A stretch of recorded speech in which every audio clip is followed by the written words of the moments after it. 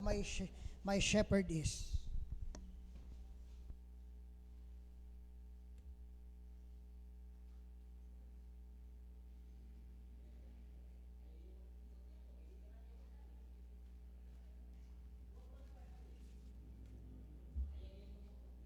Okay, tayo po ay magsawitan. The King of Love, my shepherd is.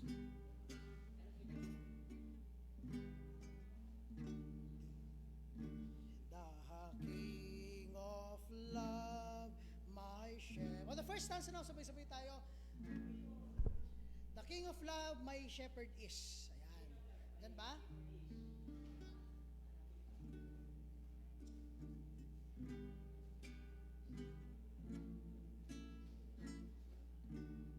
Ayan, okay.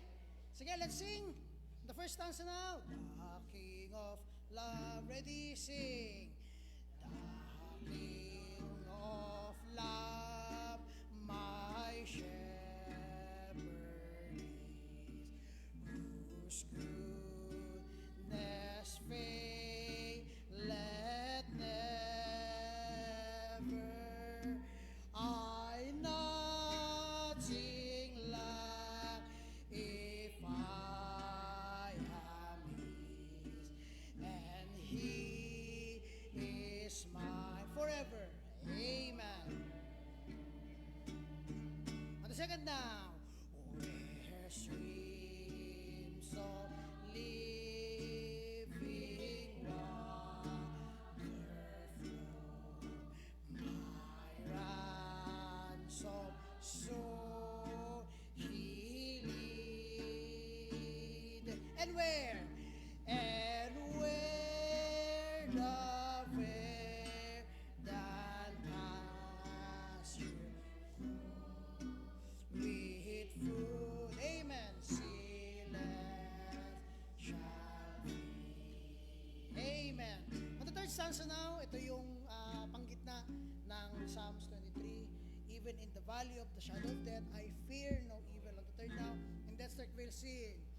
In that dark vale, I fear no evil. With thee, dear Lord, beside me, thy rod and staff, my comfort stay, thy cross before to. Amen. As we go to the last stanza now, bigyan natin ating best. So through all the length of days, ang Diyos ay kasama natin. Sing. So true all the length of days, thy goodness faileth never. Shepherd, may I sing thy praise within thy house for amen and forever. Ulitin natin ulit yung pinakahuli. Wala nang tugtog. So through all sing. And so through all. Sa lahat. The land of. Ang goodness ng Diyos di nagkukulang. Thy goodness faileth never. Amen. Good shepherd. Good shepherd, may I sing thy praise. Within the house. Within thy house forever. Let's say amen.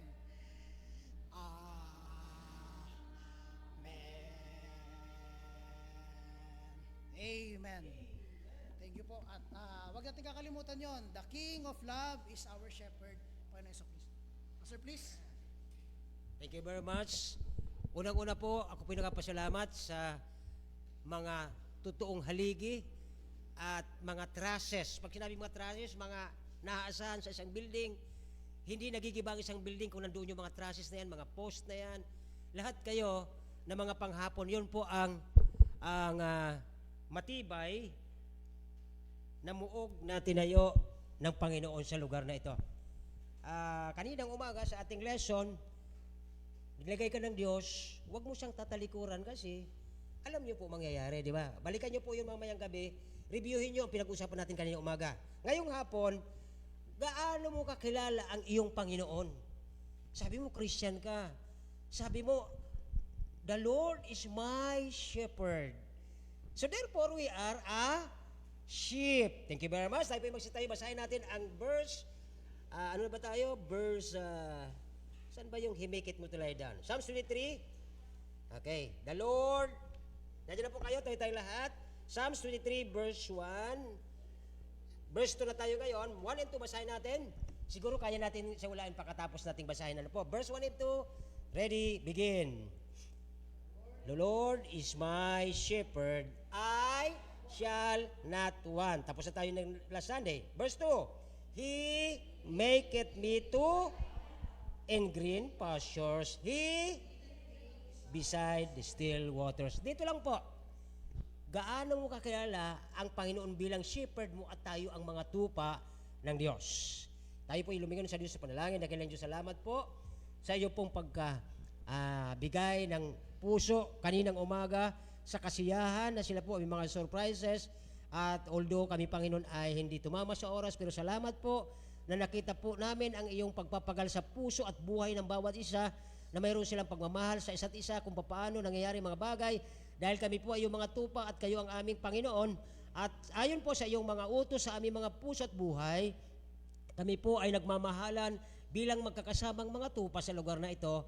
Panginoon, kami po ay nagpupuri ayon sa aming kinanta kanina lamang na salamat, Panginoon, bilang na ikaw ang aming pastor, ikaw ang aming tagapag-alaga, at marami kang ginagawa sa amin upang kami ay magkaroon po ng kapahingahan.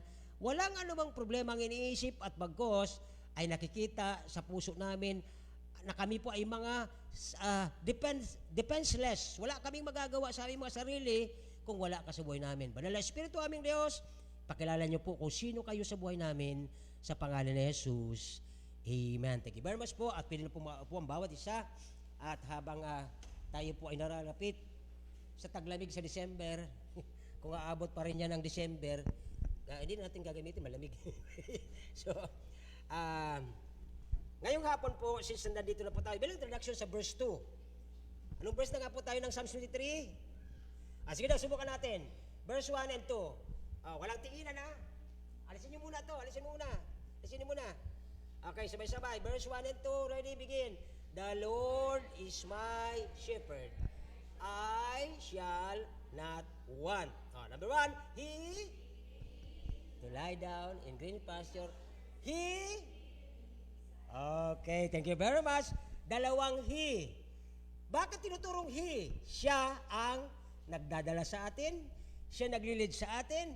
Siya ang gumagawa sa buhay natin. Now, bilang introduction po sa ating verse 2, ang pinakasusi o pinaka-key para makuha natin ang meaning ng verse 2, ang ibig sabihin sa ating ngayong hapon, ang 5 word na ito, that the Lord is my shepherd. Yun po ang key verse ng buong chapter 23. Now, madidiscover natin ngayong hapon sa pag-aaral na ito, now, that the Lord, if the Lord, ano po, sabi nyo kanina, the Lord is my shepherd.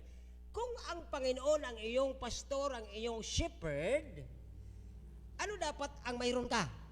Sabi ng sagot ng verse, I shall want. Di ba? Wala ka nang hahanapin pa. Last Sunday, pinag-usapan natin na kapag ang Panginoon ang iyong Panginoon, para kang lahat ay sapat na. Pero bakit may mga tao, may mga nagsasabing Kristiyano, na Panginoon, gusto ko pang magtrabaho kahit Sunday. Ibig sabihin pala, sabi niya, Panginoon niya ay si Kristo, hindi pa sapat sa kanya ang Panginoon kasi naghahanap pa rin siya. Pero kung tutunghayan niyo po ang verse 2, ano sabi niya dyan? He maketh me to, di ba? O imagine niyo isang tupa. At pag sinabing lie down, nagpapahinga. You are in rest. Walang iniisip na masama, walang iniisip na natatakutan, at kung ano-ano pa man. So, ito pong bagay na ito na sinabi dito ng verse 2, It means, ang ibig sabihin po nito na I shall not want ay wala na tayong hahanapin pa, kontentado ka sa buhay natin. Di ba? Minsan kasi may maroon pong mga tao, ang laki na ng sweldo, sobra-sobra na sa kanila. Unang-una, ang family nila, konti lang naman, di naman marami. Katulad namin, kami po ay 9 magkakapatid, namatay pa yung 2. So, ibig sabihin, ay, kami, 11. Yung sinundan ko, namatay, tapos ako, tapos sumunod sa akin, namatay. Tapos sumunod sa akin, patay na rin. Kasi, nagkaroon din siya ng anak na 7. So, ibig sabihin, dito po ay, kontentado ang isang taong may pagkakilala sa Diyos bilang Panginoon niya, pastor niya, sapagkat ang Diyos binigyan ang tupa, ang sheep ng kaligtasan. Di ba? Binigyan tayo ng kaligtasan. Unang-una po na ginawa ng Diyos sa ating buhay ay kaligtasan. Now, mayroon pa pong mapasin natin, di ba?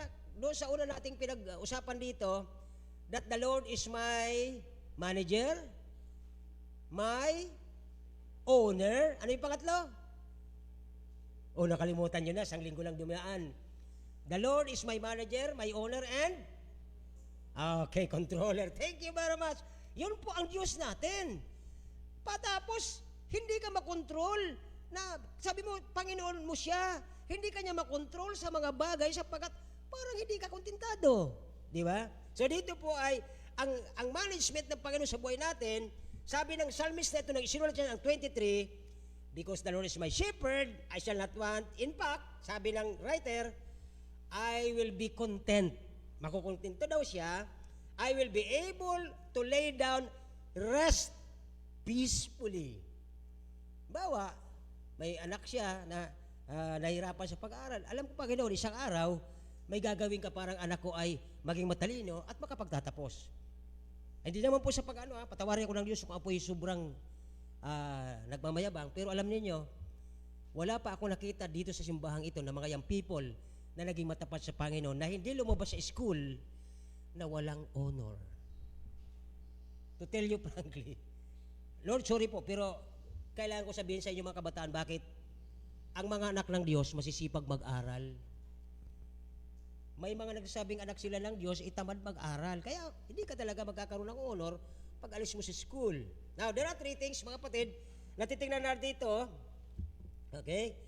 Number 1, diyan po sa verse 2, sabi diyan, He maketh me to lie down in green pastures. Bakit niya sinabi ng writer na ganito ang Panginoon sa kanyang buhay? Number 1, ang isang tupa, mga kapatid, kahit pag-aralan niyo po diyan sa field, ang isang tupa, hindi siya po makakapagpahinga, hindi naman sa higa na ganun, katulad tao, tihaya pag naglalay down. Ang tupa ay ganun lang siya, di ba, naka-side. Tapos habang po yan minsan, ang iba nagnguya-nguya din.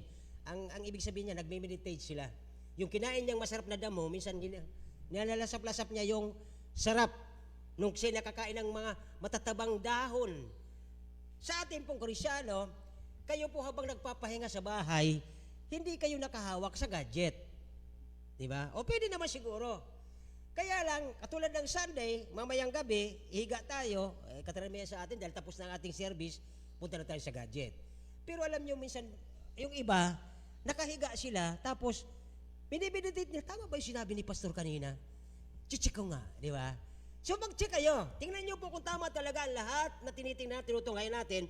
Dito po, sa verse 2, sabi niya dyan, the sheep will not lie down unless, hindi siya pwedeng makapagpahinga, not unless, wala siyang kinatatakutan. Free from fear. Ano yung fear? Nabanggit ko na. Takot. Okay. Hindi siya pwedeng magpahinga at hindi siya, wala sa isip niya na may takot siya. Ano kayang kinatatakutan niya?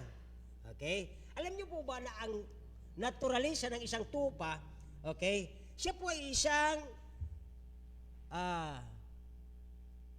hayop na sobrang matatakutin. Okay, alam niyo ba na isang rabbit lang tumakbo o tumalo ng isang rabbit, nagkakaroon po ito ng stampede. Matatakutin masyado ang mga tupa. Kaya pag may grupo ng tupa, halimbawa ay tumakbong daga, alam niyo magkakabangga-banggaan yan dahil sa takot. Kasi po bakit? Ang unang rason, because sheep are defenseless animals. Anong ibig sabihin naman pas ng defenseless? Alam mo yung defenseless? Athena. Defenseless. Pag less, wala. Yung defense, di ba? Cover. Di ba? Ibig sabihin, wala siyang tagapagtanggol. Ang tupa, mga kapatid, natural sa isang tupa na parang matatakotin siya kasi wala siyang wala siyang bantay. Kaya pag ang isang Kristiyano walang pastor, are you listening? Kaya blessing po, nung ako po ay naulila sa ama, 6 na taong gulang, may pera ang nanay ko, mayroong pastor na nag-alaga sa amin, na isurvive kami ng Panginoon, paunti-unti. Sa siyam katao, umabot ako ng 60. Purihin ang Diyos. Bakit po? May pastor eh. Ang pastor ay ang Diyos na nagbabantay sa kanya mga tupa. Sila po ay mga defenseless, sila po ay mga matatakutin, wala silang bantay. Maliban na lang, ang Panginoon talaga ay binabantayan sila. So ang gagawin ng tupa, walang iba siyang gagawin kundi tumakbo ng tumakbo. Hanggang nahuhulog sa mga delikadong lugar katulad ng bangin. Ano po? So, tumatakbo na naman sila. Ito pa, may problema pa rin ang tupa. Ang galing-galing nilang tumakas sa kinatatakutan nila, ang wala silang ibang gagawin kundi tumakbo. Ang problema, hindi rin sila magaling tumakbo. Nakukuha ba natin? Diba? Pag-aralin nyo po, mabuti ang mga kambing. Ang kambing talaga, matindi ang kambing. Pag ano yan, susuwagin ka yan, nilalabanan ka. Tapos, tatalo niya ng napakataas, nakakarating niya sa bubong. Ang mga tupa, hindi. Hindi nila ugali ang ganun. Okay? So, dito po ay may dalawang rason lamang. Okay? Nasa first point na po tayo, na ang mga tupa, sabi ng verse 2, He maketh me to lie down. Hindi pwedeng magpahinga o makatulog ang isang tupa na katulad nyo at katulad ko, sapagkat minsan mayroon kayo mga kinatatakutan at dito natin mapatutunghayan, ang takot, dalawa po ang dala niyan. Isang hindi makadiyos at makadiyos. Okay? So dito, there are 2 reasons na ang tupa ay matatakutin. Number 1, kaya sila matatakutin kasi wala silang pastor. Naulawan nyo nung nakaraang linggo, di ba? Yung ibang grupo ng mga tupa, pagsabsab niyan, gagano yan. Hinahanap nila kung mayroon silang pastor. Kasi bakit po, pag mayroong tumakbo dyan na isang hayop na hindi nila kauri, takbuhan na yan pabalik. Saan na yan napupunta? Ganon din po ang mga Kristiyano sa panahon ngayon eh. Ang totoong mga tupa ngayon, pag hindi naalagaan ng pastor nila, kung saan napupuntang mga TV evangelist, naiintay sila doon sa galing magsalita kasi wala silang pastor na nagbabantay at nananalangin. Kaya pag nakakita ito ng kung ano, gaganon-ganon sila eh. Tinitingnan nila kung mayroon silang protection. Kasi matatakutin nga sila eh. Baka mamaya may lumabas dyan na lubo. Kaya habang kumakain sila, gaganon-ganon sila eh. Di ba nung last Sunday sinabi ko sa inyo, yun ibang iba ay dire-diretso na lang. Di na po tinitingnan kung may pastor sila. At yung iba naman, kung saan-saan na lang ng talon, kaya napapahamak din, napipilayan. So, however, ano po mga kapatid, sabi dito, ay, bakit matatakutin ang mga tupa? Sa pangalawang rason, sila yung mga fearful o matatakuting mga tupa dahil ang nagbabantay sa kanila, alam nyo kung ano? Hindi pastor eh. Hireling o wala na siyang ibang ginawa kundi pigain yung tiyan ng tupa. O sige, mga naka, magbigay ka. Kahit hindi pagkaarawan ng kabuntisan ng tupa, pinipilit ng paanakin. Ang tawag po dyan ay hireling. Pinapalo yung tupa. Sige, mga naka kasi bibinta ko na. Kailangan ko ng pera. Yun po ang tawag doon ay hireling, hindi po pastor. Okay? So yun po ang nakita natin kung dahilan, dalawang rason kung bakit ang sheep, siya po ay matatakutin. Walang pastor at may pastor man siya, o may bantay man siya, ang bantay niya ay bayaran. Hindi nabubuhay sa grasya, kundi nabubuhay sa binibigay ng tupa. Kaya ang ginawa niya, pinapalo niya, o sige, sab, para mga naka, sab. Hindi ganun ang pastor. Kawawa yung tupa doon. Now, letter B, sa verse 2. Sabi John, He maketh me to lie down in green pasture. Bakit po? Kung ang Panginoon ang ating shepherd, okay, hindi ka dapat magsabi na, kaya ako matatakutin. Kasi tupa ako, hindi dapat ganun ang ating sagot. Bakit po? Sabi ba ng Revelation 21:8, kung ilalabas, tingnan niyo po ito, unang line, para kanino ang verse na ito? Sa totoong tupa o sa mga hindi makadiyos? Para kanino itong verse na ito? 21:8 ng Revelation. May tao pa ba dyan? Dana. 21:8 Revelation.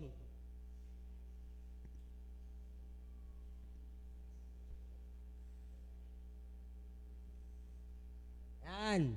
O, napansin niyo po, ano yung unang line? Ano yung unang line? Ha? But the fearful. This speaks of non-sheep. Hindi po ito mga tupa, mga kapatid. Tingnan niyo po ang next. Di ba? Unbelieving. Napansin po niya ito? Kaya sabi niya ng verse 2, sabi ng writer na si David, the Lord is my shepherd. Verse 2, He maketh me to lie down. Alam niya na totoo ang Diyos sa buhay niya. Na kahit hindi siya makapangyarihan, hindi siya malakas, dahil mahina siya, matatakutin nga siya, alam niya na ang Panginoon, pag siya ang kanyang Panginoon, He will make all things fine. Or okay, di ba? So, dapat dito po ay, kung titingnan natin, the unsaved are fearful, ayon sa Revelation 21:8, na ang kanilang part, ang kanilang kaluluwa, ay mapupunta sa dagat-dagat ng apoy ng impyerno. Ang tanong ko sa inyo mga kabataan, ang Panginoon ba ang inyong pastor? Baka sabihin nyo, si Pastor John ang pastor ko. Ang Panginoon ba ang inyong Panginoon? Dapat kilala nyo, sa edad nyo kilala nyo, dapat ang Panginoon bilang iyong shepherd. Kasi nga tayong mga, alam nyo, matatapang tayo pag sa bahay, pag nag-aaway-away tayo mga kapatid. Ang tatapang natin. Pero pag ibang tao ang kausap natin, lalo't hindi mga Kristiyano, hindi rin tayo pwedeng lumaban. Takot din tayo, bakit? Alam natin na pag lumalaban tayo sa kanila, masisira ang testimony natin. Nakukuha ba natin yon? Di ba? Kaya nangyayari talaga sa loob minsan, nagkakaroon ng schism, nagkakaroon ng banggaan, pero hindi tayo magkakaaway. Dahil lang doon sa grabing dami ng mga tupa, nagbabangga-banggaan yan, hindi po yan nag-aaway. Nagkakaroon lang ng kunting banggaan, friction sa science. Okay? So dito po ay, isa pang titingnan natin, lungas ba ako nag-start? Baka humaba, ano po? So, ang mapapansin natin, the unsaved, no shepherd, ang mga unsaved, walang pag-asa, walang buhay, at punong-puno ng takot. Yan po ang sabi ng verse 21. Ang tanong ko sa inyo na mga kabataan, Cloud, nakikinig ka ba? Okay. Ang Panginoon ba ang iyong pastor? Siya ba ang Panginoon mo? How about kayo? Ang Panginoon ba ang iyong Panginoon? Isang araw mawawala ako sa ibabaw ng mundo, baka pagdating ng Panginoon, tanongin kayo, naituro ba sa inyo ni Pastor John kung sino ang Panginoon? Sabi, hindi po. Di ba? Kaya dapat ngayon pa lang sa edad ninyo, malaman ninyo na ang Panginoon, ang inyong pastor, kami po ay under shepherd. Taga-boses kami ng sinabi niya sa Bible. Ito po'y boses ng ating pastor na Panginoon. Yan po ang totoo dyan. Now, pangalawa, okay, since ang katatakutan o fearfulness ay karakteristik ng isang hindi mananampalataya o mapapahamak na impyerno, ang opposite nito, kabaliktaran nito, should be tayo na mga matatakutin na tayo ay totoong ligtas. Okay? Kaya ang kaligtasan po ay hindi sa pamamagitan ng simbahang ito. Ulitin ko, nakikinig po ba kayo? Ang kaligtasan po ng isang kaluluwa ay hindi sa pamamagitan ng simbahang ito, sa pamamagitan ng pastor dito, kundi sa pamamagitan ng makilala natin na ang Panginoon namatay sa krus, nagbayad sa ating kasalanan, siya ang ating Panginoon. Kasi siya nagbayad, hindi naman yung pastor, hindi naman yung baptist. Siya po ang nagbayad. Now, letter C, hindi lamang po ang Panginoon ay ang ating shepherd at tayo po ay dapat hindi matatakutin. Pangatlo, okay, ang dalawang rason kung bakit ang isang Kristiyano ay takot? Kaya minsan ang Kristiyano ay natatakot. At minsan sa gabi di siya makatulog. He cannot lie down. Bakit po kaya? Sapagkat hindi niya nakikita ang kanyang shepherd. Paano nangyayari, Pastor? Kasi minsan mga kapatid, napupukus tayo sa mga bagay na pinagkakaalaman. Yung paborito mo, doon ka nakapokus. Nakakalimutan mo yung iyong shepherd. Hindi ka na lang nakapagpasalamat. Lord, thank you, maghapon. Okay kami. Tapos ngayon, ito tapos na kami. At tapos na sa school, nakapasa ko. Lord, thank you. Hindi mo na nakakausap ang iyong shepherd. Kaya minsan sa gabi, nakakanaginip ka ng masama. Pagising mo, takot na takot ka. Bakit? Wala ng peace of mind. Yung mind mo nagkakaroon ng mga hallucination, mga panaginip na masama. Kasi hindi mo kausap ang iyong shepherd. Di po ba? O, pag-usapan nyo, no? Bigyan ko kayo ng isang clue. Nung panahon, ako po ay nabuhay ng 60s, ha? Ang mga matanda noon, ang sabi sa amin, pag nanaginip ka, na ang ngipin mo ay natatanggal, taas man niya baba, anong ibig sabihin nun? Ha? That is omen, bad omen yan sa kanila. Aha, di ba? Ang ibig sabihin, isa sa iyong kapamilya ay, wow, naniniwala din pala kayo niyan eh.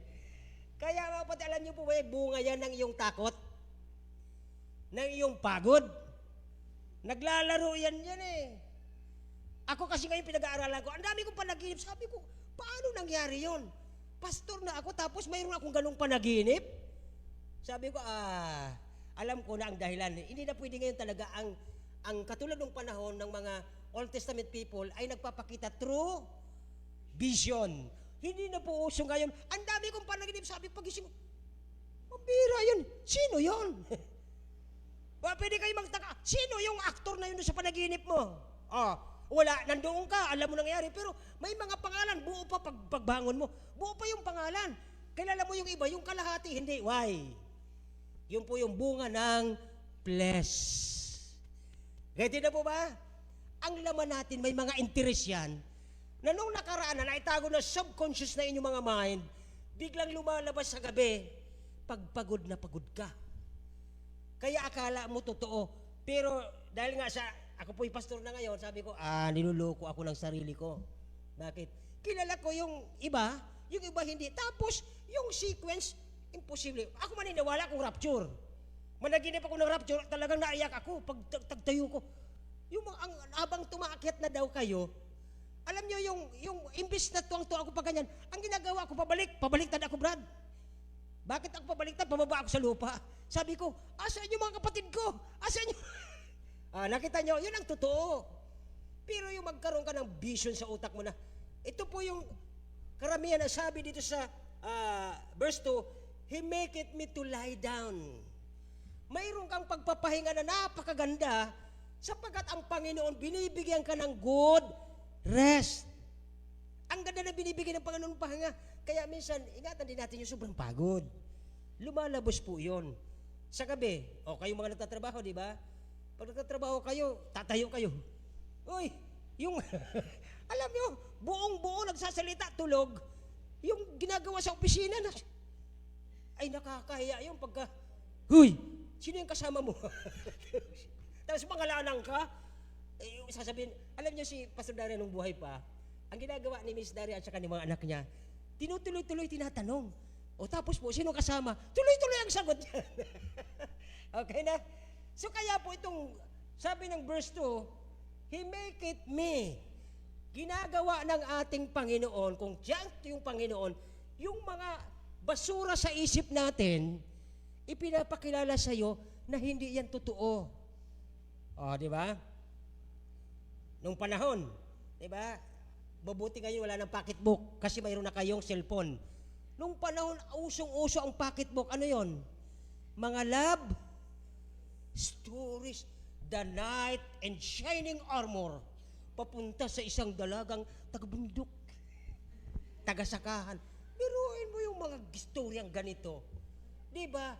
Gawa ng mga utang. Pero mga kapatid, okay, at least nakuha na ninyo ang ibig ko sabihin, pero dito sa verse 2, ang sabi ng Panginoon, gagawin niya na lahat ng iniisip mong mga hindi nakararapat, aalisin niya para kayo ay makatulog ng super hembing na nagkakaroon po kayo ng papasalamat. Lord, thank you sa magandang pahinga. Kaya ang mga Kristiyano, mga kapatid, ay matatakutin dahil hindi nila nakikita, hindi nila nakausap ang kanilang shepherd bago sila matulog. By the way, tanongin ko kayo, bago ba kayo matulog, nagpipray kayo? Anong prayer? Ama namin. Hindi naman. Mabuti na lang, akala ko nag-aama namin pa kayo. Di ba? Thank you, Lord, sa maghapon na kalakasan, pag-iingat sa school. Thank you, amen. Kausap mo ang iyong pastor. At yung pastor mo, pagkatapos mong magpasalamat sa kanya, gagawin niya, pinahihiga niya ako. Di ba? Pagkatapos mong magpasalamat, pinahihiga niya ako sa luntian, napakaganda na greener pasture. May pumasok sa isip ko habang nagngingitian kayo, mga kadalagahan. Ayaw ko na baka ma-open kayo eh. Kasi iba yung lumitaw sa mga utak nyo, nabasa ko eh. Kaya, alam niyo mga kapatid, huwag niyong sasabihin na, paano kami pastor? Kami ba ay binabantay ng Panginoon? Hindi kayo nagkakamali. Sabihin mo, umabot ka ng 58 years old, magsi-60 ka na. Wala ka pa ring boyfriend. Akala nyo, di ko nabasa yun ha. Tapos ito na. Sige lang kayong tatlo dyan ha. Ito na, di ba? Lord, paano ako? Lagpas na ako sa kalendaryo. Ito ang tanong. Takot ka na, di ba? Paano ako pagdating ng panahon, walang mga anak na mag-aaruga sa akin pag mahina na ako. Analyze nyo po ang verse 2. Ano sabi ng verse? The Lord is my shepherd. He, ano daw? Sa Tagalog, pinahiga niya ako sa luntiang sa napakagandang higaan.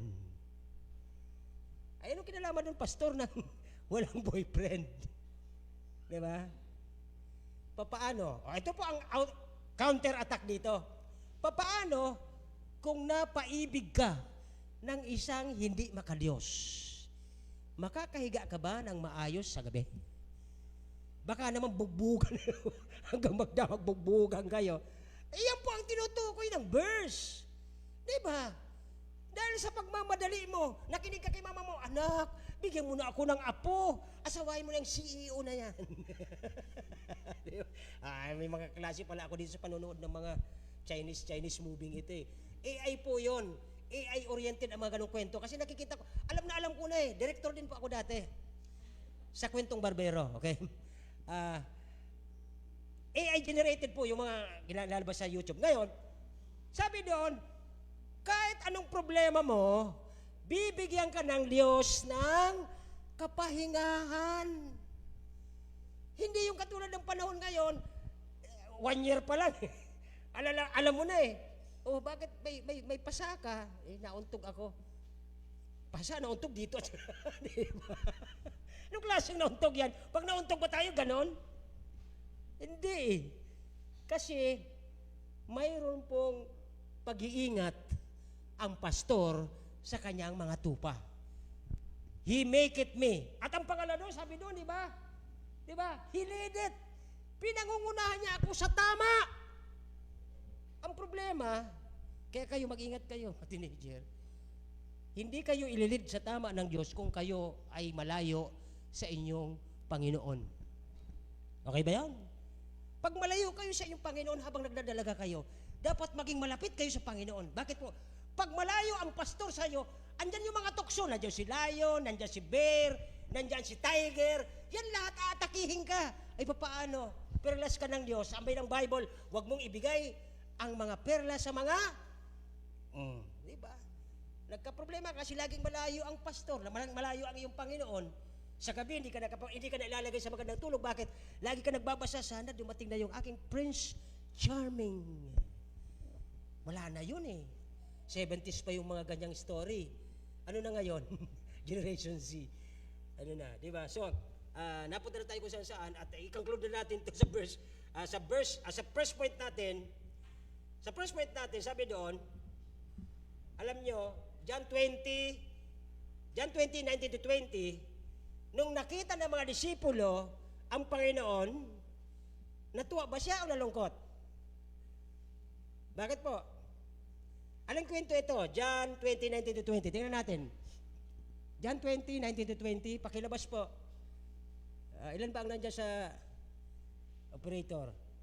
Yan. Nang madadapit hapon ng araw na yun, ang unang araw ng linggo, habang nakasara ang mga pinto sa kinaroonan ng mga alagad dahil sa takot.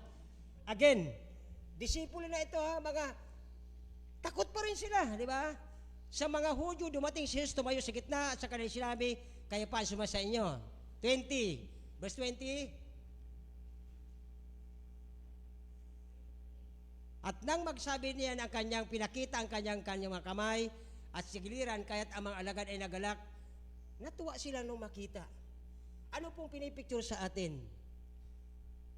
Hindi ba natin makikita ngayon ang physically ang Panginoon, pero nakikita natin siya through His Word.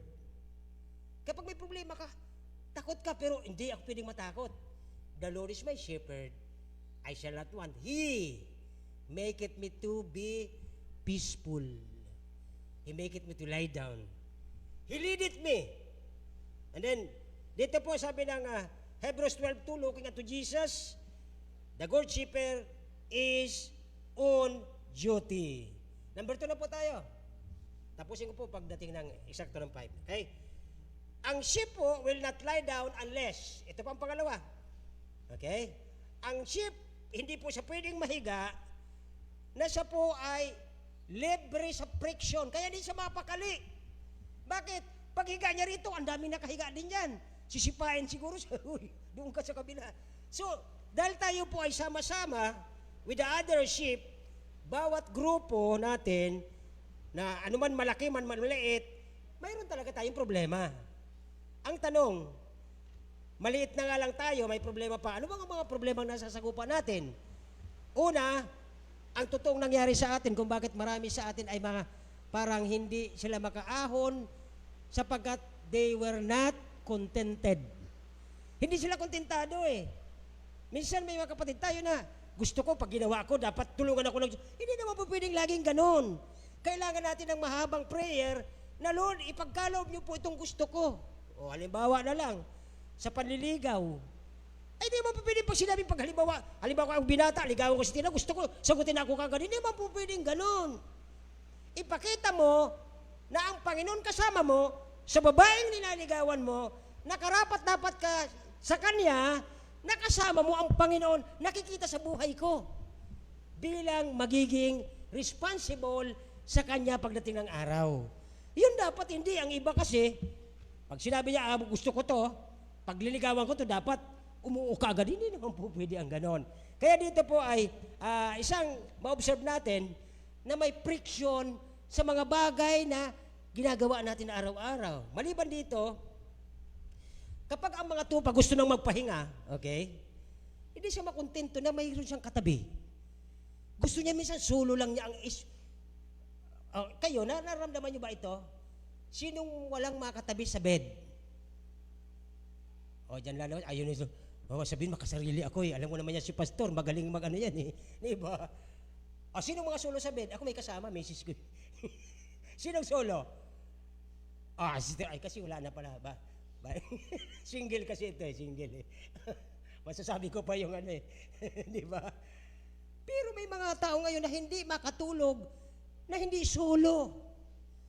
May mga Kristiyano din na parang gusto niya, solo lang siya. Ako lang dito ang dapat nakikilala. Ako lang dapat dito ang magaling kumanta. Ako lang dapat dito ang magaling. Hindi naman pwedeng ganun po sa lahat ng oras. Sapagkat may pastor tayo. Inaalagaan nga tayo eh. So, sabi dito, the sheep, mayroong friction, mayroong problema siya kaagad sapagkat nagkakasuwagan. Natamaan lang yung sungay ng isa. Aray ko, grabe ka naman, lawi ka lang dito ka pa ng bangga. May mga ganong ugali, mga masyadong sensitive. Ang tawag sa atin ay balat, di kalabaw. Balat sibuyas. Konting ano lang. Hindi lang nakamayan. Alam niyo yung nandito si Brother Arias. Ay ayaw ko na mabanggit yung natawa kami doon sa kanyang example eh. Minsan may mga ganong tao na gusto niya, kaya lang, hindi siya mapakali na may kasama siya doon sa honor na yon. Di ba? Gusto niya yung siya lang. So may mga pagkakataon na mga tupa, may ugaling ganito. Ayaw niya nang mayroon siyang nakakatamaan yan. Gusto niya maluwag. Okay? So dito ay isa sa problema ng mga tupa na hindi siya makatulog agad.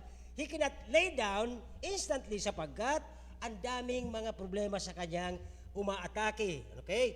At itong mga taong itong katulad ng tupa, nagko-cause ng problem. Alin po ito? Yung tupa na hindi rin makatulog. Di nagpapahinga na yung isang tupa, ito naman siya lakad ng lakad. Sino sa nakakita ng tupa? Unang problema ng tupa, at susunod ko na, parasite. Ano ang mga problema ng mga Kristyano sa ngayon? Minsan di mapakali. Yung hindi nakakatulog. Pag kinakausap mo, di ba? Alam mo kung bakit? Walang ginawa yan sa gabi kundi alam na ni Brother Arias di ba? Kaya kung ganitong klase kang tupa, hindi ka talaga makakatulog agad. Ang gagawin mo, ikot ka ng ikot. Ay, hindi mo alam, may mga kasamahan ka. Nagiging kang cause ng problem. Di po ba? Yun po ang isa sa mga karakteristik ng tupa na minsan ay nag-i-stir ito na nagagalit yung iba. Kasi, di ba? Naalala ko tuloy naalala mo yung isa dito noon, di ba? Pag dumarating niya, sige, ang pang kakalibitin ka sa harapan, tapos kikwentuhan ka, alam na may nagsasalita dito. Di ba? Nakakita kayo na ganito? Upo yan sa likuran mo, tapos, alam mo ba, ay, ang boses niya hanggang dito. Di ba? Nakakita kayo ng ganyan. May ganyang tupa. Pero alam niyo po ba ang totoong tupa na kilala ang Panginoon, ayaw niya ng gulo. Mamaya na yan. So may mga tupang nakaka-cause ng dahilan. At isa pa po, yung unrest sila, discontented sila, mayroon silang alitan. yung last Sunday na hindi mo nakamayan, di ba pag umaga may kamayan tayo? Ano ba yung kanta? Bigay ng buhay. Tapos di kasalubong mo, bigla kang alam mo may ganyang tupa. Nakakabala niyo, tapos alam niyo, sabi niyo, babantayan kita. Akala mo, nauna ako dito sa simbahang ito. Gaganyanin mo ako. Are you listening? Are you listening? Huwag niyong gagawin yan. Hindi yan ugali ng mga totoong tupa. So yan po isa sa mga dahilan, nakakasuwagan, nakakairingan. So, ang Diyos alam po lahat ito sa kanyang mga tao. Okay? At dito ay take note natin, okay, para ma-prevent ang loss, para maiwasan ang pagbabawas ng mga tupa. Kasi pag nag-away yung dalawang tupang yan, sigurado, perilous yun. Pwede yung mahulog, sinuwag mo, pwedeng mahulog. Helpless yun pag walang pastor. Diba? Anong gagawin niya sa labas pag wala siya sa fold? Naintindihan niyo ba ang tupa? Ang trabaho natin ngayon, tayong totoong tupa, ang trabaho natin, hanapin ang nawawala na isa, iniwanan ng Diyos ang 99 at lumabas para hanapin ang tayo yun. Ngayon, mayroon ka rin kamag-anak. Baka yung 99 dito sa loob, mayroon pang isa sa labas, kamag-anak mo, hanapin natin. Pero ang problema ganito, pag ang tupang yan ay napunta sa labas at wala siyang pastor, di ba? Doon sa Saudi Arabia, nagkwento sa akin ang mga kapatid natin galing doon, mayroon doon mga ship, dahil walang nagbabantay, napunta ng disyerto at nagsasabsab ng plastic. Walang damo doon, di ba? Sabi niya, ano mangyayari sa bituka niya? Number 1, mamamatay. Kapag ang kapatid natin hindi naging kontento sa atin, natamaan mo, halimbawa siguro sa sobrang biro natin, na-open sa atin, napunta sa labas, walang pastor, anong kakainin niya sa labas? Eto number 1, aatin siya. Anong pagkain mayroon dyan? Aatin siya doon sa malaki. Anong pagkain mayroon doon? Di ba? Alam nyo yan So, ang ating konsensya, sabi ng writer, the Lord is my shepherd, He make it me to lie down na maayos, walang kaaway, walang tatamaan, wala kang maisturbo, kundi mapayapa kang higa na kasama ang karamihan. That is the isa sa sinasabi ng verse 2. Ano pa pong mapansin natin? Meron lang po ako 10 minutes. Sheep will not lie down unless free from parasites. Sinabi ko sa inyo kanina. Isa sa isa sa pinakamakulit na kaaway na parasite ng tupa ay ang, makita niyo ang tupa, sige ganyan-ganyan. Ano 'yon? Ano? Tapos nagaganyan ang paa niyan. Ano kaya 'yon? Ha? Number 1, langaw. Ang langaw, naglalagay sa kanilang botfly, nag-iitlog doon sa na yon, tapos lalagay niya yon ng kunting mga parang sapot-sapot, magkakaroon ng uol. Kaya ang sabi doon daw, anointest my head with oil, para mawala yung parasit. Kasi ang gagawin ng tupa, habang nangangati siya, hahanap siya ng bato. Pag nakakita siya ng bato, ikukudkod niya ang kanyang ulo, hanggang sa dumugo, hanggang sa mabutas, hanggang siya ay mamamatay. Napapansin niyo po yon? Doon lumabas, yung minsan ginawa kong example, pag ang isang Kristiyano backslider, may tama, may sugat. Anong gagawin ng aso ng pusa? Magsi-self-medication. Hindi yan pupunta sa manggagamot. Sarili niya. Kala nyo, hindi ko kayang mabuhay nang wala kayo? Naintindihan niyo po ba ang self-medication ng isang backslider? Sarili niya, ginagamot niya. Paano siya mapapagaling na sarili niya? Ay may problema siya. Di po ba? Kaya ang tupa, mga kapatid, ang daming problema sa katawan. Yung parasite, okay? Yung uod, at ano pa ba? Makita natin dito, yung ticks o yung, garapata. Okay. So, hindi siya makatulog, hindi siya makalay down na maayos hanggang sa i-shake niya katawan niya, paa niya, at patapos yung sarili niya, ikukudkud niya doon sa mga matitigas na bagay. Kung may tusok doon, mamamatay siya doon. Now, pangalawa, sa buhay Kristiyano, ano ang parasite natin? Isipan niyo maigi. Number 1, sa buhay natin bilang Kristiyano, hindi tayo humaharap ng leon na aktwal. Hindi tayo humaharap ng bear na aktwal. Hindi tayo naghaharap ng wolves. Pero ano ang wolves sa buhay natin? Ha? Minsan, mayroon tayong maliit na pagdududa sa ating shepherd na nagsusustain, nagbabantay, nagpuprotect sa atin. Ano pong pagdududa na yon? Lord, nilagay mo ba ako dito sa lugar na ito para mahirapan? That is doubting. Nagdududa ka, Lord, hirap na hirap ako, ilang taon na ako dito sa opisina ito, di mo lang ako umaangat. Ha? Hindi mo ba nakita ang pagbabantay ng Diyos sa iyo sa opisina ngayon? Ilang taon ka na sa office, at least buhay ang family mo, may tinitirhan kang maayos, nakakauwi ka ng pagkain. Hindi ba yun ay dapat kontento ka, magpasalamat ka sa iyong shepherd? Ang iba, hindi yun nakikita. Ang nakikita ng iba dahil sila po ay malabo, hindi nila nakakausap lagi ang kanilang pastor, hindi sila tumitingin kung nasaan ang kanyang pastor, nakikita na lang niya sarili niya. Nakagano na lang lagi.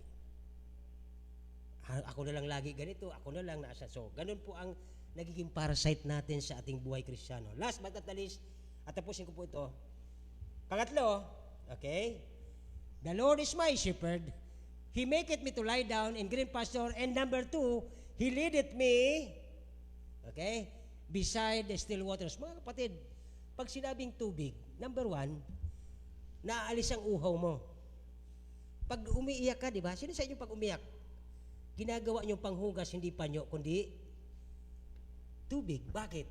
Refreshing sa mata. Di ba? So dito ay, sabi niya sa pangatlo, ang tupa ay hindi makakalay down ng maayos unless free from hunger. Habang natutulog ka, hindi ka makakatulog ng, sabi ng tiyan mo, tumutunog yung tiyan mo, hindi ka makakatulog. Lipat ka, sabi ng tiyan mo. Di ba? Hindi ka makakatulog kasi tumutunog ang tiyan mo sa sobrang gutom. Ano ang ginagawa ng ating shepherd? He leadeth me. Ililid ka niya. Ang daming leading na ito. Saan? Sa tamang family, sa tamang lugar, sa tamang tao, sa tamang trabaho. Lahat yan ililid ka niya for you to sleep well. Tingnan po natin, di ba?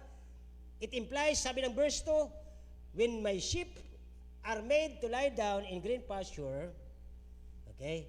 Alam nyo kasi itong mga tupa, talaga ito pinadadami sa mga dry land. Bakit po si David lumaki sa pagpapastol?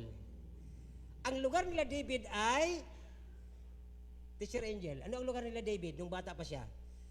Ang kanyang pastulan ay isang, ano? Oh, ganda daw. Thank you very much. Ang lugar nila David ay dry land. Doon natin nakuha ang story na nung naglalabanan ang mga, ano nga ba yung kasama ni Goliath? Mga Philistine. Nandoon sila sa dry land. Ito yung lugar. So therefore, ang mga tupa ay doon po sila ni-raise sa tuyong lugar sa dry land. Pastor, dry land ba ang kamalig? Huwag kayong kasi sigurado na ito po ay may production. Bakit? Pasalamat ang lugar natin dahil nagbukas ang Panginoon ng lugar sa mga Kristiyano sa taga rito. Dahil kung walang asin dito, are you listening? Kung walang asin at ilaw sa lugar na ito, sa tingin nyo, anong mangyayari dito? After 50 years. Mula noong 1945, 1945, 46, 47, 2025, anong mangyayari sa lugar natin kung walang asin at ilaw? Alam nyo yan eh. So therefore, napakatalino ng Diyos na siya po ay naglagay doon sa dry land na ito.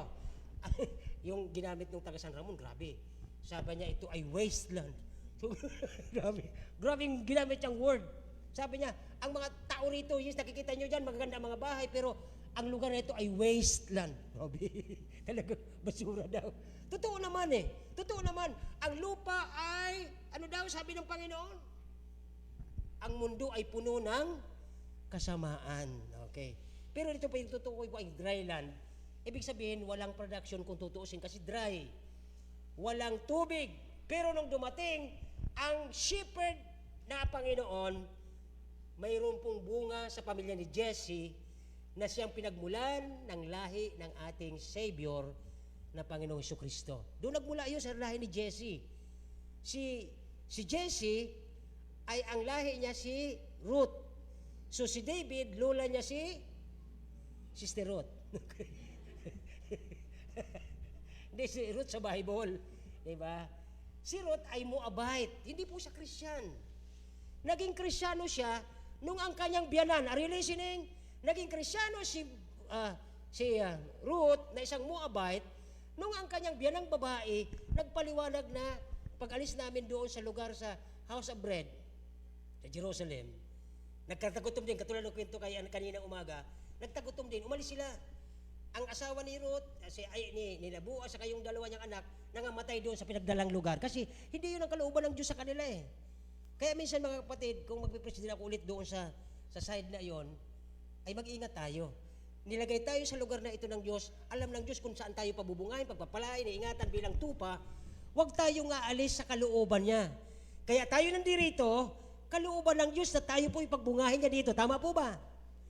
O, katulad ko kanina, sabi ko, sinong dayo? O, dalawa kami, may taga Iloilo dito. Ay, no, hindi Iloilo.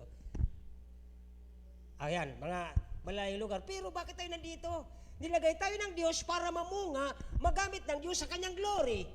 Bilang mga tupa, bilang mga ilaw at asin. Yun po ang katotohanan. Kaya dito po, the sheep will not lie down unless free from hunger. Ano pong hunger na tinutukoy niya? Okay? Yung dryness ng buhay ay isa sa dahilan kung bakit ang mga tao kailangan natin silang ipangaral ang Kristo na kanilang tubig, na pag nakainom sila ng tubig na ito na galing sa Biblia, never na silang mauuhaw. He make it mo to lay down greener pasture. Ang greener pasture, mga kapatid, hindi siya magiging green kung walang tubig na supply sa mga damo na yon. Nakakaunawan po ba? Yan po lahat ay provision ng Diyos. At pagkatapos, ay number 2, but to produce good sheep, ang trabaho talaga ng sheep, mag-produce ng another sheep. Yan po ang trabaho nating lahat. Kasama ako doon.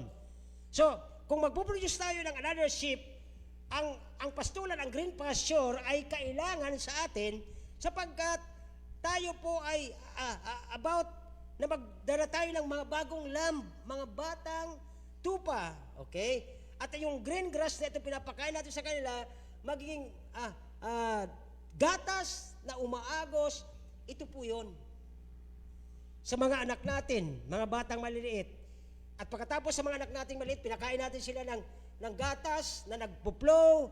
Sabi ng 1 Peter 2:2, desire a sincere milk. At pag sila po ay nakainom na, lumalago na sila, pupunta tayo doon sa another ground, sa lugar na wala pa po, dry pa sila. Kailangan umagos doon ang tubig ng gatas ng kaligtasan.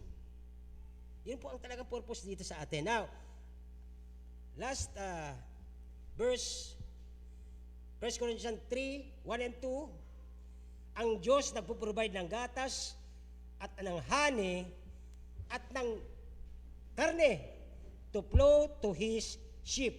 1 Corinthians 3:1 and 2. 1 Corinthians 3:1 and 2. Okay? Tingnan natin po. Sabi dito sa 1 Corinthians 3:1 and 2, the Word of God, ayan, asan na? Yan. Ang salita ng Diyos parang karne. Okay? Sabi niya dito, itong mga batang ito na laging nagsisimba, kasama ng mga magulang, nag-attend, nakikinig. Habang sila ay nagbabasa, habang naunawaan nila ang salita ng Diyos, sila po ay lumalago. Para silang dumididi ng gatas. Sabi ng Biblia na ito ay gatas na magmithi tayo nito para tayo ay lumago sa salita ng Diyos. Verse 2. Ano po sabi ng verse 2? Okay, sabi ng verse 2. Okay. Pinapainom ko kayo. Tingnan niyo po, sabi ni Pablo. Anong pinainom sa atin ni Pablo nung tayo ay naging mga matatag ng Kristyano ngayon? Kaya di na tayo pwedeng lukuhin ng mga ngaral ngayon sa TV. Ang daming sinasabi nila tungkol sa Diyos, kaya lang binabaluktot ang Biblia. Pinasusunod ang Bible sa gusto nila. Sabi ng Biblia, pinainom ko kayo ng gatas at hindi ng matigas na pagkain. Bakit? Mga batang Kristyano tayo. Hindi natin naiintindihan yung mga mabibigat na bagay. Okay? Katulad na lang halimbawa, paano naman, pastor, ako ay naging ipinanganak sa pamilya ng Diyos? Ito pang unang tanong. Di nila naiintindihan to eh. Pastor, paano mo sinabing naging akong ipinanganak sa espiritual na Kristiyanong pamilya? Paano? Ang laki-laki ko na, ipapasok ba ako sa ng nanay ko? Sabi kay Nicodemo, di ba? Ang isang katotohanan dito ng misteryo ng Biblia, ang isang matanda, pag nag-isip siya ng parang isang batang maliit, at sinabihan siya, alam mo ba na ang kasalanan mo ay namana mo, na ikaw ay nagawa mo sa sarili na kasalanan ka, pero may nagbayad ng kasalanan mo. Sino po nagbayad ng kasalanan ko? Si Kristo namatay sa krus para bayaran ang kasalanan mo. Tatanungin mo ngayon yung bata, tinatanggap mo ba na yung nagbayad ng kasalanan mo si Kristo namatay sa krus bilang iyong Panginoon at tagapagligtas? Opo, ganun po ang bata. Pero alam niyo yung mga matatanda, nagpipilosopuhan lang. Pero tanungin mo sila, pag namatay po kayo, sa langit po ba kayo? Ay hindi hindi ako nakakasigurado niyan. Di ba? Ay itinuturo mo sa kanyang tamang daan, ayaw pa. Pero ang isang musmus na kaisipan, kahit matanda ka na, pero nag-isip kang parang bata, lahat naman po tayo ganito dinaanan. Nung narinig natin ng isang nagtuturo sa atin ng Bible, na sabi niya, alam mo ba na ikaw ay isang makasalanan? Na ang kabayaran ng kasalanan ay kamatayan sa impyerno. Kailangan mong tanggapin ang nagbayad nito para hindi ka naihulog sa impyerno, para hindi ka naparusahan. May nagbayad sa iyo. Hindi ka manilibre sa kasalanan ito, not unless tinanggap mo ang bayad. Pag bayad ka na, hindi ka na papatayin sa impyerno. Paano po gagawin ko? Sasabihin sa iyo ng kausap mo. Sasabihin mo lang, magpakumbaba ka, manalangin tayo, Panginoon, patawarin niyo po ako sa aking mga nagawang kasalanan, at alam ko po na namatay ka sa krus para bayaran ang aking kasalanan, tinatanggap ko po kayo bilang Panginoon ko. Yun po ang simple, na siya po ay nagdidede ng gatas ng salita ng Diyos. Tingnan niyo po ang sabi ni Pablo, pinapainom ko kayo ng gatas na hindi ng matigas na pagkain sapagkat hindi pa ninyo kaya. Halimbawa sabi ko sa iyo, tinatanggap po ba ang Panginoon bilang Panginoon tagapagligtas mo? Siyempre sabihin mo, opo, kasi bata siya eh. Paano kung sabi ng Panginoon, hindi kayo nararapat na maging tawaging disipulo ko Kung hindi nyo kayang pasanin ang inyong krus araw-araw, ha? Magkapasan ba ako ng krus araw-araw? Ang ibig sabihin po mga kapatid, pag nakakilala ka sa Diyos, di ba, pag uwi mo may dala kang Bible. Pag uwi mo may dala kang Bible, sasabihin sa iyo ng tatay mo, ano yung dala mo? Bible po, binigay sa simbahan. Aanin mo yan, masisiraan ka ng ulo dyan, itapon mo yan. Di ba? Anong mangyayari doon sa bata na tumanggap sa Panginoon? Dahil bata siya, hindi na siya tutuloy. Ang sabi ni Pablo, para makainom kayo ng gatas at maunawaan ninyo, hindi ko muna kayo unawa sa inyo, hindi ko muna kayo sasabihan na magpasan kayo ng krus araw-araw. Ang ibig sabihin po kasi nito, itong pagpasan ng krus araw-araw para sa mga matatanda ng Kristyano. Alin po yun? Papasinin mo yung kapwa mo na medyo hindi mo nagugustuhan ng pag-uugali. Papasinin mo araw-araw yun. Pagpapasensyaan mo. Kaya nga magpapasan ka, di ba? Ibig sabihin na, titiisin mo ang ginagawa ng kapatid mo araw-araw. Yan ay sa mga matatanda. Sa mga bata, hindi pa po yan kaya. Mga bata pa sila. So dito ay, ang sabi dito, na nag-provide ang Diyos, ang shepherd na ito, ng milk and honey at meat for the sheep. At pagkatapos, sabi ng Biblia, pinainom tayo ng gatas na hindi na matigas na pagkain sapagkat hindi pa ninyo kaya ito hanggang ngayon, hindi pa ninyo kaya ang mabibigat na gawain ng isang totoong disipulo ni Kristo. Number 1, kung sample lang kami sa inyo, ang mga bagong Kristyano, ninyo po yan maaasahang bawat linggo-linggo nandito yan. Bakit? Di pa nila alam yun eh. Bata pa sila. Not unless, habang sila po ay nagbabasa ng Bible, na ang sabi na basa niya isang araw, huwag mong pababayaan pagtitipon sa tuwing unang araw ng isang linggo. Pag nabasa niya ito at naintindihan niya, hindi na po siya mawawala every Sunday. Kasi siya po ay anak ng Diyos at mahal niya ang kanyang Panginoon, pagsisilbihan niya ang kanyang Panginoon every Sunday. Kaya dito po ay mga example po na binigay sa atin dyan. So sabi dito, napakatamis ang salita mo kapag ito'y aking nalasahan. Psalms 119 verse 103. Psalms 119, pakilabas po. Verse 103, at patapos na po tayo dito. Napakatamis. Ito po Kaya sabi ng Panginoon yung sweet and honey. Okay? Bakit verse 3? 103. 3 na lang nasagip. Okay, ayan na, 103. No! 119, 103. Ayan. Nakakabali-baliktad na. Yan. Basahin po ninyo. Basahin nyo. Naantok na. Basa sa Tagalog. Ready? Basa.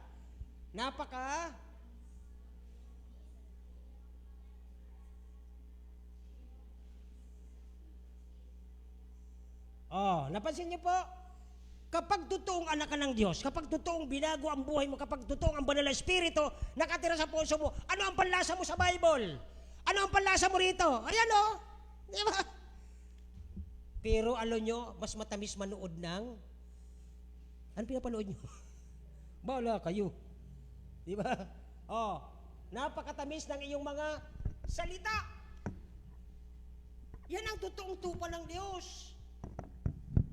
Hinahanap-hanap niya, di ba? Ay, ako po, mahilig ako sa matamis, lalo yung pili na minatamisan. Ay, ang hilig ko niyan. Yung pili na may gata, na may asukal. Nakatikim na kayo, ang tawag doon. Di ba pili yung ginataan na may tamis sa bao? Kaya pala tayo na nakakaintindihan eh. Ano tawag niyo sa inyo?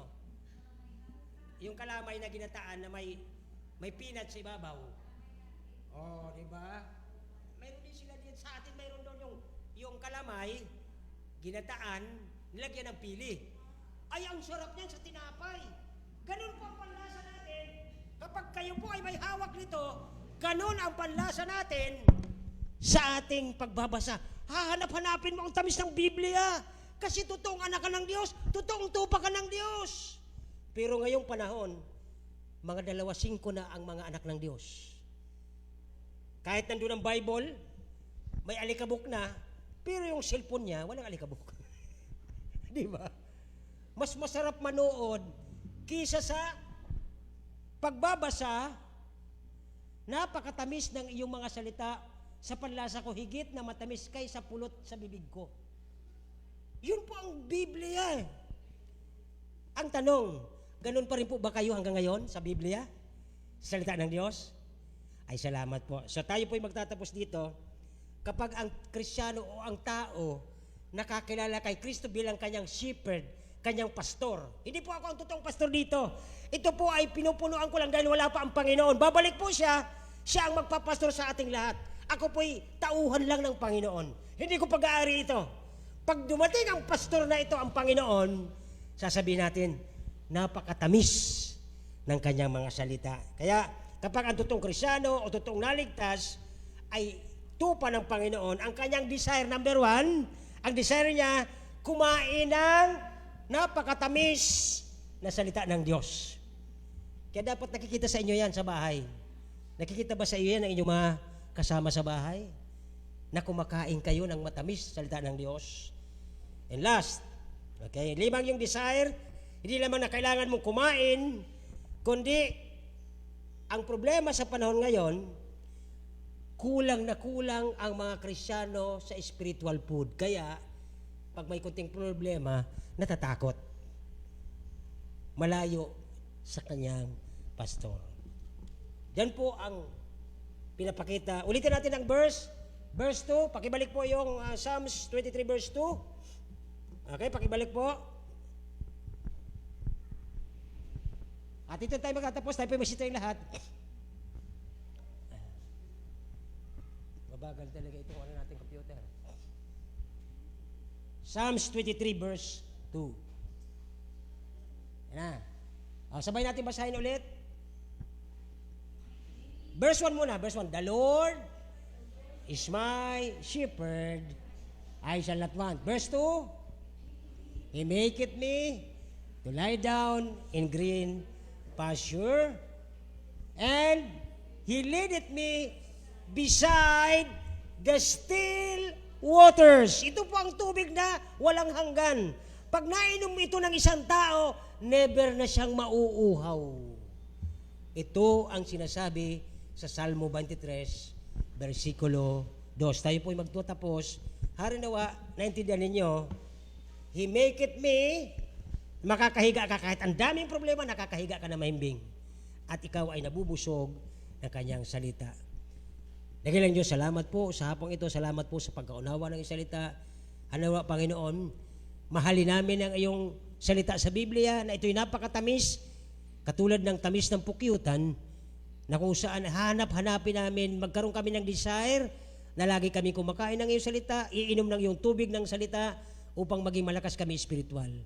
Pangunahan niyo po at ingatan, Panginoon, ang bawat isa sa kanilang pag-uwi. Bago namin, Panginoon, itiklop ang aming Biblia, Panginoon, hari nawa po, may na-retain kami. Nabigyan namin kayo ng kalwalatian sa hapong ito sa pag-uusap namin tungkol sa aming mga tupa at kayo ang aming pastor. Hindi kami nagpupunta rito, Panginoon, para magpasikatan, kundi pinasisikat ka namin sa buhay namin. Lord, lumago po ang bawat isa. Yung mga may karamdaman po, makaraos na po doon sa karamdaman at makasama namin sa sunod na araw. Ingatan niyo po yung mga uuwi na may sasakyan at mga magkukumute.